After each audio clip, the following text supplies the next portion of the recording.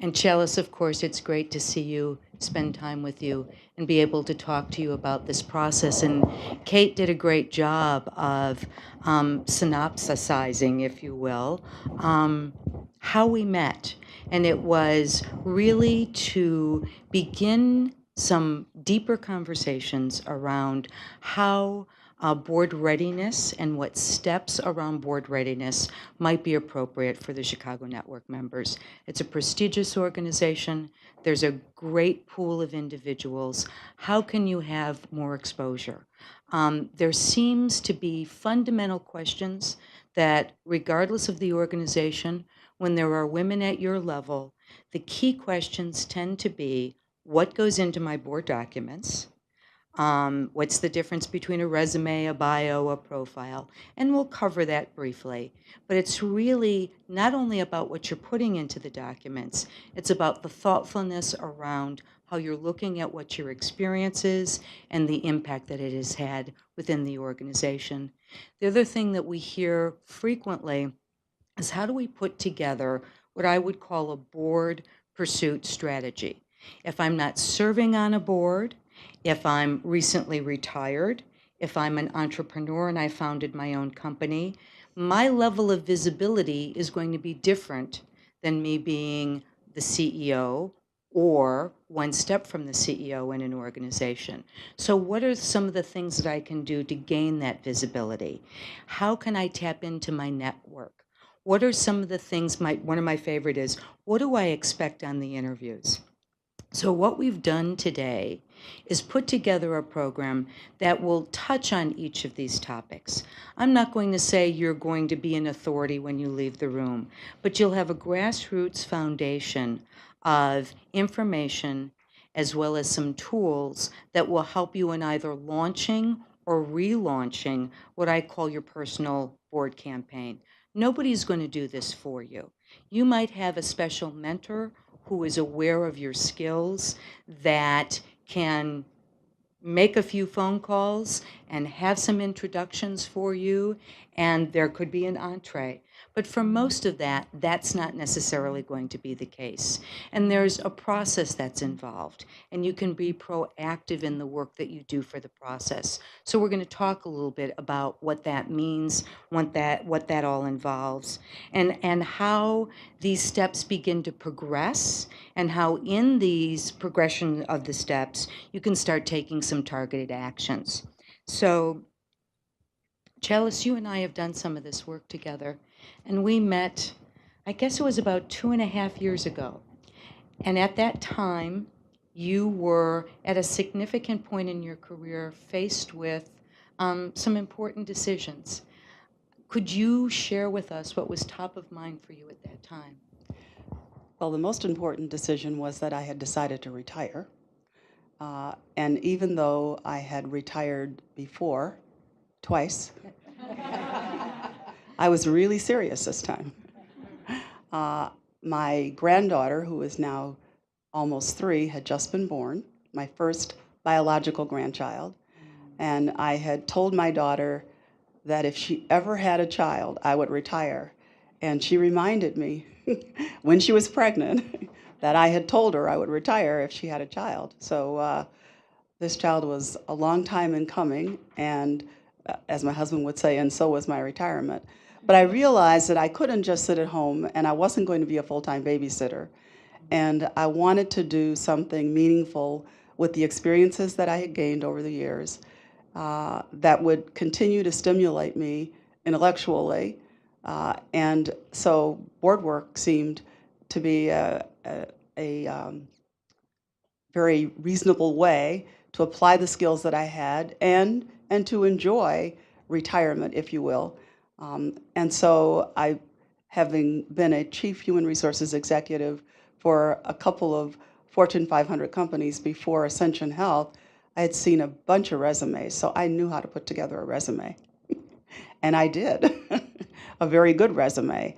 And then I sent it to Deb, and she said, "This is a very good resume if you are looking for a job, but you're not looking for a job. You want to be considered as a candidate for a board. And so let's start over." And when she when she said start over, she meant rip it up, take a fresh piece of paper, and then we just started to talk. And we talked, I don't know how many times, for I don't know how many hours, before she started to regurgitate the things that she had heard me say, that I had done, that I had enjoyed doing, the impact that I had had on various organizations, and how I could capture all of those things in the pursuit of a board opportunity. Yeah, absolutely. What do you think was most surprising? I mean, you did have a great resume and it was well written and your editing skills are amazing. So, what was the biggest surprise for you? What was the big learning when you begin to think of the executive doer versus the board member overseer? What were some of the biggest surprises in how you were presenting yourself in writing at that time versus that transition you went through? And so from the standpoint of how I was presenting myself in writing, I guess the biggest takeaway was chronology doesn't matter. Uh, it's what you've done, what impact you've had, and how that translates into what you want to do. The other takeaway, I guess, that was really important was I really had never thought about using my network in the way that Deb recommended that I use it in order to be considered a candidate for board opportunities. And having sat on the other side of the table as support to the Nominating and Governance Committee of the companies that I worked with, I had, for many years, had an opportunity to see what it's like from the side of the table where you're selecting a board member, but I had really never thought about being on that other side. Yeah. And how those people actually came to that position where they were on the other side of that table talking to us about a board opportunity. So the process, I guess, was the second most relevant takeaway for me that I hadn't considered. Yeah. I love that you brought that up because so many of you are in positions where what you're doing, how you do it, is not questioned. So I would ask you, when's the last time you really had to speak about yourself from the standpoint of impact, that impact has had on your organization, and what that means at the most senior levels within the organization from an oversight perspective. You know, in looking at the documents that were submitted, I saw a lot of, and I know I'm in the room with some attorneys, so I mean this in a broader sense, a lot of transactional information without connecting the dots. How do you begin, and we're going to talk about this when we get to the slide presentation, how do you begin to connect the dots? And this may seem like overkill, but if you begin to do that in your documents, whatever you call them, a resume, a CV, a bio, a profile, the name doesn't matter. It is how quickly you are able to get to your core value proposition on why you would be a valuable board member. Okay, and when you start thinking about your experience in that way, and you start writing about your experience in that way, you start communicating about your experience in that way. And once you start communicating your experience in that way, you might not necessarily be on the traditional radar screens of who's knocking on your door for board opportunities, but you can create your own radar screen. So we're going to talk a little bit about that, and I'm glad you brought that up. One of the things that we did together was I acted as a partner with you in terms of posing questions, because that point about sitting on the other side of the desk. When is the last time you've been challenged to talk about what you do? Do it with clarity, do it concisely, have opposing questions raised. And sometimes we need a little practice in that. So share a bit about that. I hadn't looked for a job in 30 years. And so even though I made moves, I was always recruited, and whoever was doing the recruiting already had information about me. I wasn't selling myself. I was simply presenting myself so that they could see for themselves if I had really done the things that my resume or my reference said that I had done. So not having interviewed for a number of years and not having had to think about the things that I had done really and connect the dots ever, that was a challenge. That was a challenge for me. And Deb kept at me in terms of, okay, I hear that you say that you are and have been for serial companies a chief human resources executive. But what did you do? I mean, there are chief human resources executives that do whatever, and then there are others that do something else. And so when we started to pull that apart, if you were to see my board bio now, you have to get to the end of the paragraph before you know that I was a human resources executive, because my experiences are in things that relate to other than HR, beyond being a human resource executive. And when we talk about strategy and we talk about turnarounds and we talk about mergers and acquisition, and you couple that with the finance experience that I've had, you really have to get to the bottom of the paragraph before you see the words human resources executive. Absolutely. One of the things we also did was look at what your pursuit strategy was. Mm-hmm. And I can remember coming up with a process with Challis. I have to chuckle because every time I think of this story, there's such a range of how people approach this. And once you've identified and you've documented and you become clearer on what your board value proposition is, you're able to tap into this network. And this network is a group of individuals that want to help you, but you've got to help them to help you.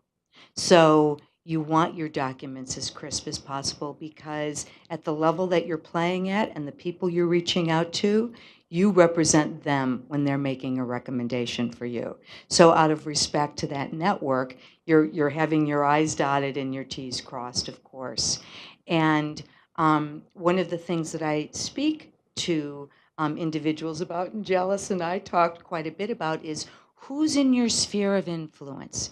Begin to jot down people who are in your network, and don't censor yourself on who's in that network, because what you're going to find is there's different populations of people.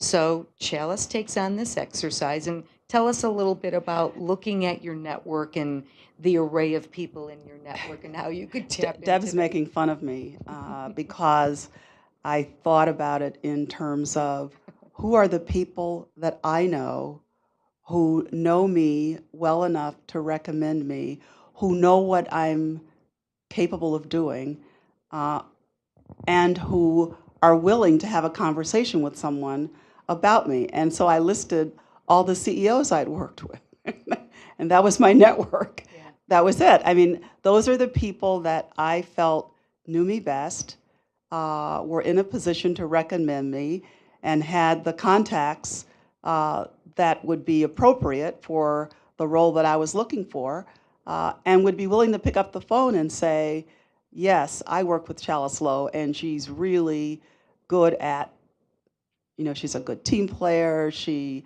had impact on the organization in these ways. Now, you have to provide them with what you want them to say, but the people that I felt were willing to have that conversation on my behalf, was comprised of a list of, what, half a dozen?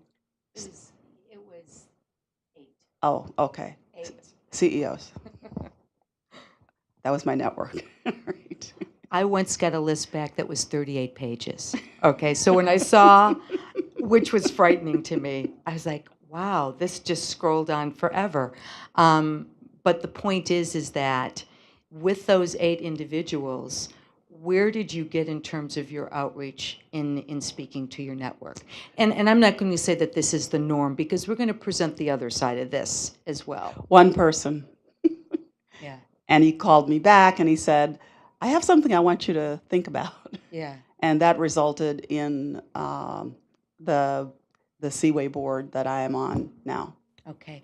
So which is an unusual experience. Usually there's a period of at least a year of time that you're investing into this process before you're netting out the types of things you might want to experience from this.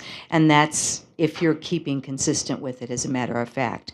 But talk a little bit about a board pursuit type of strategy. You've landed the Seaway board. You've been on that board, what, 2 years now? It will be 2 years in April. Okay. So we've heard about the pursuit for that board.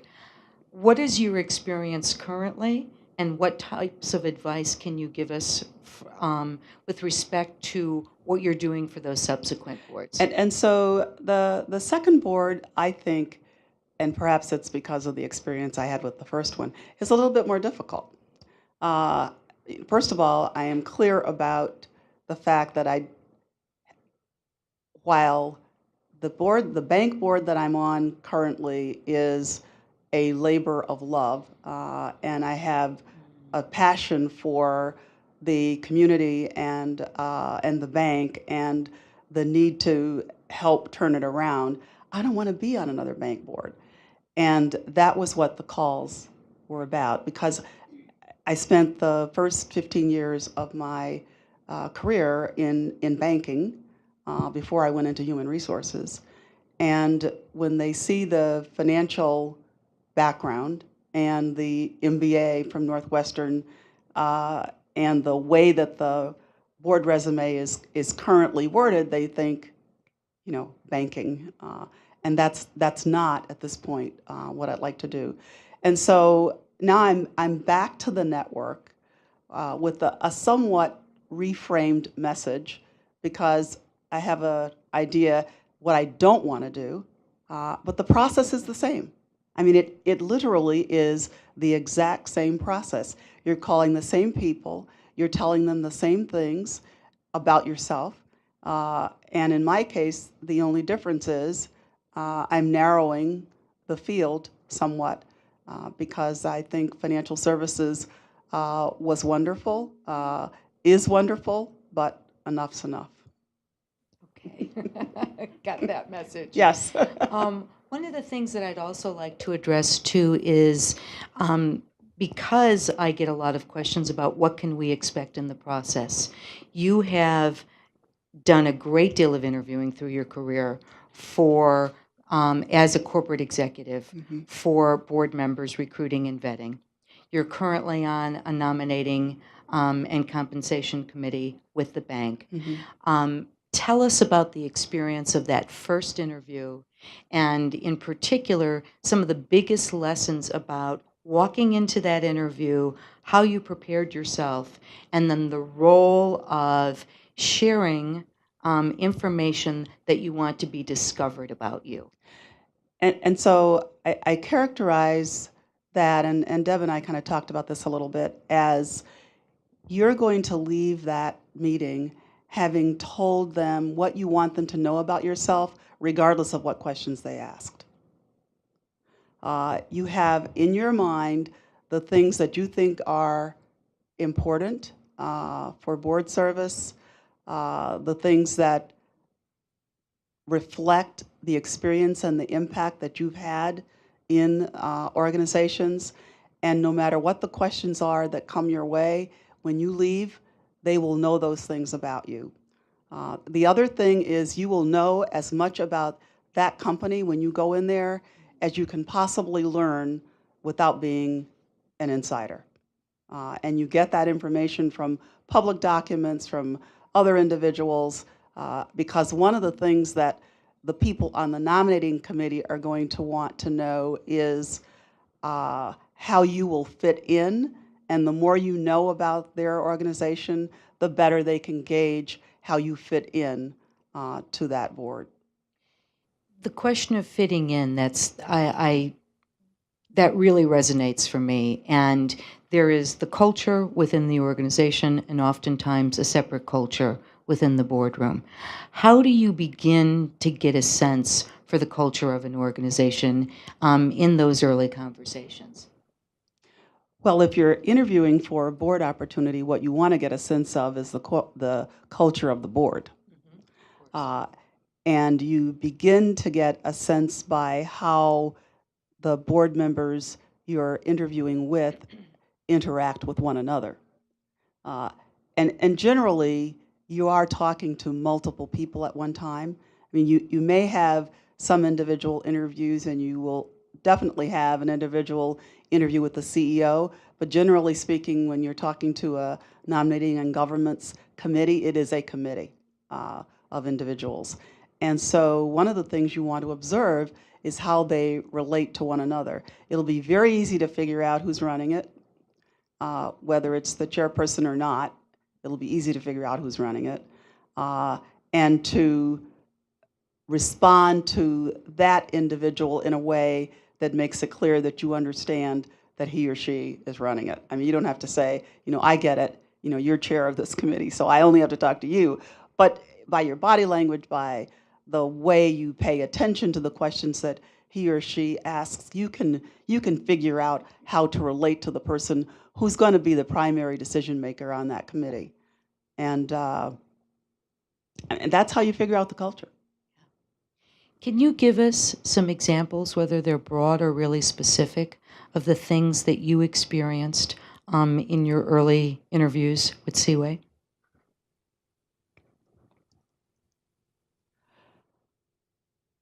I don't know that my experience at Seaway is typical because it was, and I'll just put this out there, a dysfunctional board.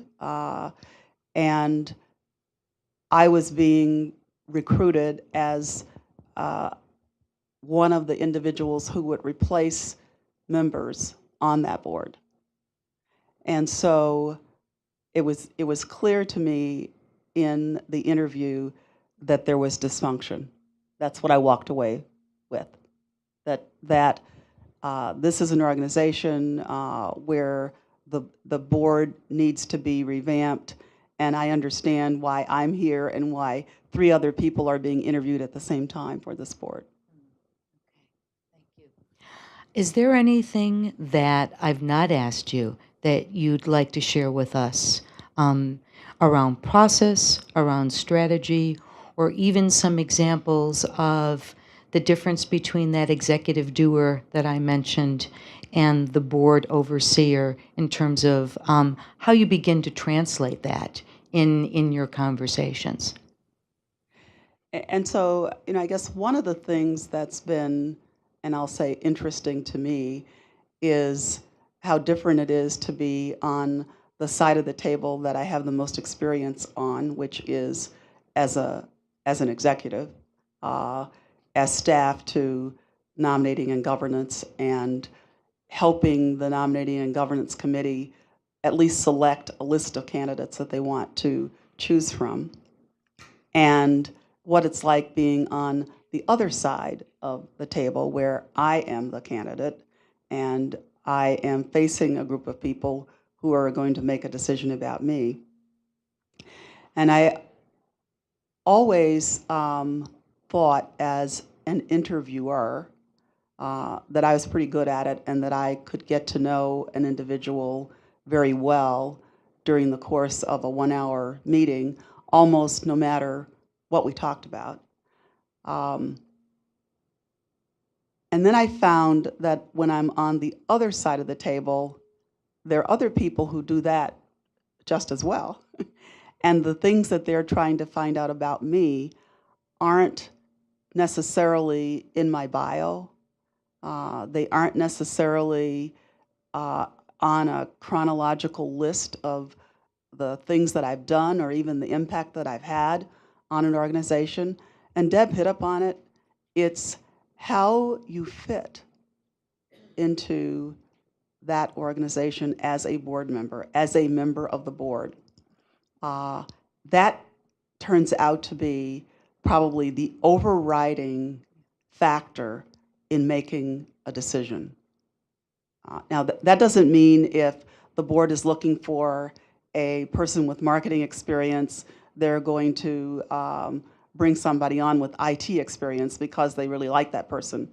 but it does mean you can have two people with similar experiences, and the person who will get the nod is the person that fits into that board environment, in their opinion, the best.